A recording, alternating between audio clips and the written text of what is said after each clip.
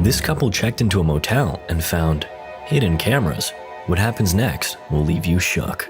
A few years ago, a not-so-happily married couple was driving home to see their family for the holidays. They were in the middle of nowhere when they almost hit a raccoon. It scared them so badly that they nearly veered off the road. Thankfully, the raccoon didn't want to press charges, so they continued on their way.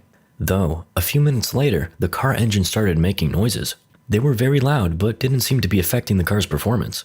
The husband, David, told his wife, Amy, that it might be okay to just keep driving and see if things got better. Understandably, she wasn't happy with him, but was too tired to argue. They kept going for about 10 more minutes before the engine started making even louder noises. They had no choice but to pull over and inspect the issue. There was nowhere to stop except for an old, run-down gas station. The place looked like it had been abandoned for years. It was one of those places you only see in the movies, about serial killers or something. Shortly after pulling in, a man suddenly appears by the window. The couple is startled, but all is well. He just wants to help. The mechanic, who happens to be moonlighting as a professional pyrotechnician, inspects the engine and finds nothing wrong with it. He declares it's safe to drive, but warns that the car will make a lot of noise. Yeah, I think they get that part. At some point during the inspection, the mechanic hands Amy a sparkler. Pyrotechnician, remember? She takes it and thanks him. David is surprised by her enthusiasm at receiving something she'll never use again. I, for one, love sparklers. The couple drives off. After a few miles of driving, David jokingly asks Amy if she's enjoying her cute little sparkler. She responds by throwing it out of the window. They argue for several minutes about how stupid it was to throw away an object they could have resold or perhaps recycled for all manner of artistic projects. A few minutes of bickering later, and the car stops abruptly in the middle of the road. Now what? It's getting dark, and this is literally as far from civilization as you can get.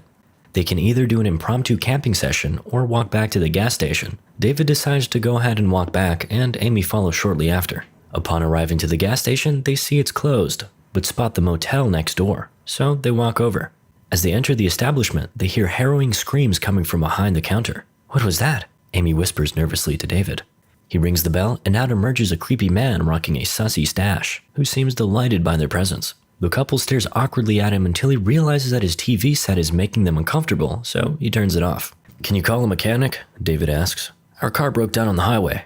The motel owner, Frank, knows he doesn't have any mechanics on hand, but he offers to point them in the right direction. Sure, there's a place 30 miles back that might still be open this late. You can use the payphone there. The payphone needs quarters, so David gets some change. And that's when things start getting weird. The man starts counting out change, excruciatingly slowly. The couple are getting more and more impatient by the second, but finally, David gets all his quarters and heads for the door. Oh, actually, now that I think about it, they're probably closed. Weird. The man then giddily adds that he, on the other hand, is open.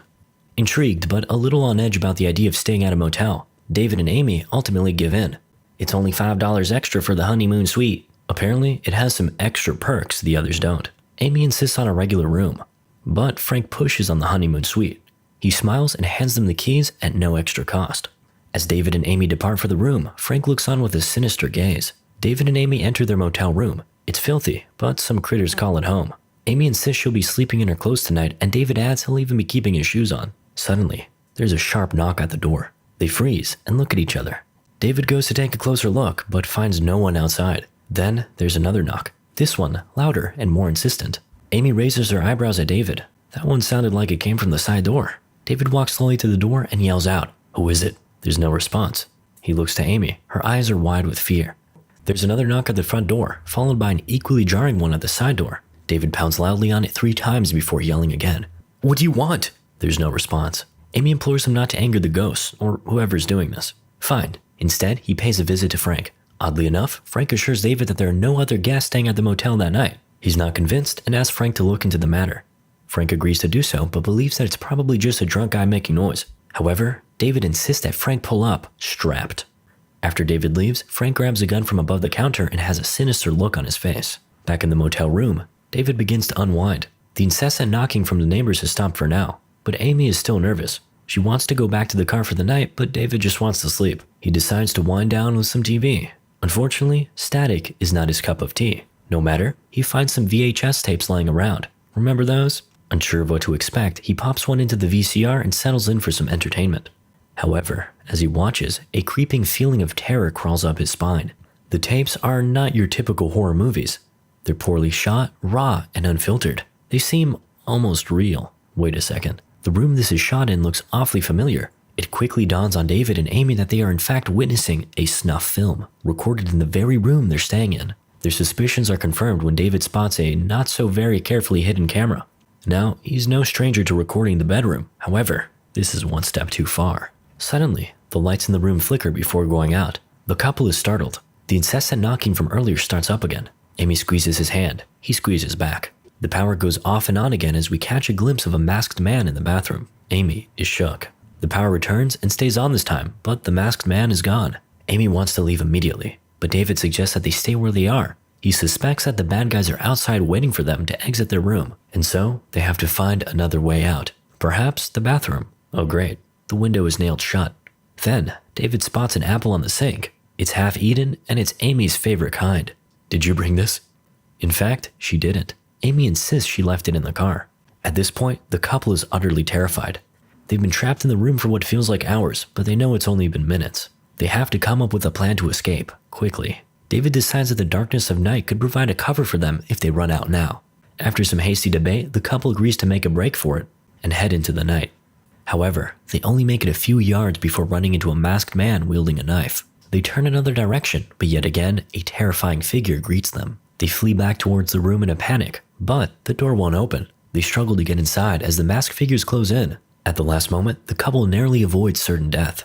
Inside, Amy inspects the bathroom window once more, only to find another man peering in. They have nowhere left to go. They don't know what to do next until David realizes he has an idea. He'll run outside to the payphone, leaving his wife Amy by the window to distract the goons. David makes a run for it, successfully reaching the booth. He fumbles for the payphone, his fingers trembling with adrenaline as he dials 911. It rings once, twice, 3 times, before someone picks up and a deep, gruff voice answers. Police department. I'm trapped in a motel. They have knives. Help us. There's silence on the other end. David thinks he can hear breathing. A whisper comes through the phone. Panicking won't help your odds. Frank, is that you? This is like a reverse prank call. Anyway, David hangs up the payphone and a truck suddenly speeds out from behind and slams into the booth. He barely manages to jump out of the way in time. Dazed, he makes his way back to the motel and bursts into his room, where Amy is waiting for him. I thought you were dead, she says breathlessly, throwing her arms around him. We're not yet, David says grimly before heading to the bathroom. He smashes the mirror and uses one of the shards to arm himself with a makeshift weapon. For a second there, I thought he just hated his reflection, which would have been relatable. The two sit on the floor together and wait, David's hand clenched around the glass shank, while Frank watches them on his security camera feed. Hours pass without incident until Amy falls asleep. When she wakes up again, she sees that David has been reviewing the footage of past victims on the TV, all of whom were blindsided by the sudden appearance of a man inside their room. He seems to enter from the bathroom, but how? It's almost like he's already in there. David has a look and finds a hidden trap door. But before he can investigate further, a truck pulls into the establishment. The couple watch from the window and see a man get out of the driver's seat. He heads towards the motel entrance. The couple shouts and bangs on the window to get his attention, but he doesn't seem to hear them. They continue their efforts until he spots them. Bingo. He begins to walk closer with a perplexed look on his face. Suddenly, masked men appear behind him. They get closer and closer, but he does not hear them. As they prepare to claim another victim, Frank appears and greets the man by name. Bill, been waiting for you. The good stuff's right here. The man is delighted at the news and snatches up the box of tapes eagerly. He casually makes his way back to his truck, but not before flashing one final, knowing gaze at the petrified couple. Left with no other option, the couple turns their attention back to the hidden door. David goes first, then Amy follows. The tunnel they find themselves in is cramped and dark. Amy starts to panic. She can't see anything. Then, she feels something brush her leg. It's rats. She screams at David to help her, but given their circumstances, this is the least of their worries. It's not long before they're past the rats and at the end of the tunnel. They discover a ladder that leads up into an office. David climbs up first, then helps Amy out of the tunnel. They ogle the assortment of TVs broadcasting views of all the rooms. Then, David checks the door to make sure it's safe for them to leave. He takes one peek and realizes they're at the front desk. We're no better off than we started. Amy is defeated, but quickly spots a glimmer of hope. A phone. She dials 911, but before she can even give a slither of information about their location or who's after them, Frank and his goons arrive. Where are they? Frank barks. He's upset that they've lost track of their targets. He enters the office where the couple was just moments before. He notices that they use the phone, rips out the phone line in anger, and shouts out a command to his goons. They're underground. They sprint off after their prey. Darkness closes in around the couple. They can hear the sound of their pursuers close behind them, crawling with a frenetic fervor. Moving at high speeds, they look like wild animals in their natural habitat. Meanwhile, the couple crawls as fast as they can, knowing that every corner they turn could be their last. The sounds get closer and closer, each one reverberating throughout the tunnel. David and Amy are exhausted, but they keep going, faster and faster. Suddenly, there's a light at the end of the tunnel. A ladder. Amy looks back as David climbs it. The darkness greets her.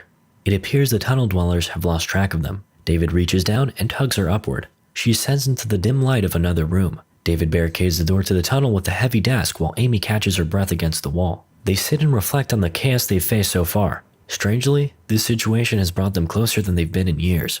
I guess that's just one way to rekindle a marriage. Suddenly, a police car arrives at the motel. They must have traced Amy's call. Amy and David look out of the window and see the car pull up. Though, they're hesitant to make a move. They watch as Frank greets the police officer. The officer seems suspicious of Frank right away, asking several questions about his business and how long he's been in operation. Frank answers with a smile, trying not to seem nervous. He offers to show him around the place. The officer agrees. They walk towards a room and Frank goes to open a door, but stops short, claiming he has the wrong set of keys. "I'm so sorry, officer," Frank stammers awkwardly. Let me go grab those keys." The cop stares at him coldly as he leaves, before having a go at the door. It opens. He enters the dark motel room, his flashlight scanning wildly. He hears a noise and turns toward it. The lights flick on and he's looking at a TV playing a snuff film. Meanwhile, David and Amy are fighting to stop the masked men from entering through the trap door. They must be really strong. Amy pauses to check on the officer. She sees him stumble out of the room, panicked, with gun in hand. As David is about to be overpowered, the couple instead decide to make a run for it. The cop spots them and he stops, his gun pointed at them. They both look terrified and disheveled, but he can see that they're not the ones he's looking for. They're the victims. He lets them into his car, even lets them ride shotgun, but when he turns the key in the ignition, nothing happens. The engine has been sabotaged. Frankly, I saw that one coming.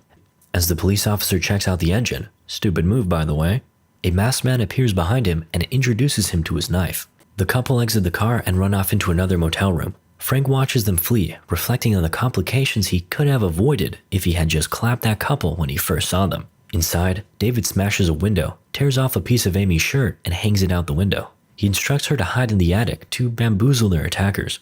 Meanwhile, David plans to run to the front desk to get a gun. The moment he exits the door, he is stabbed.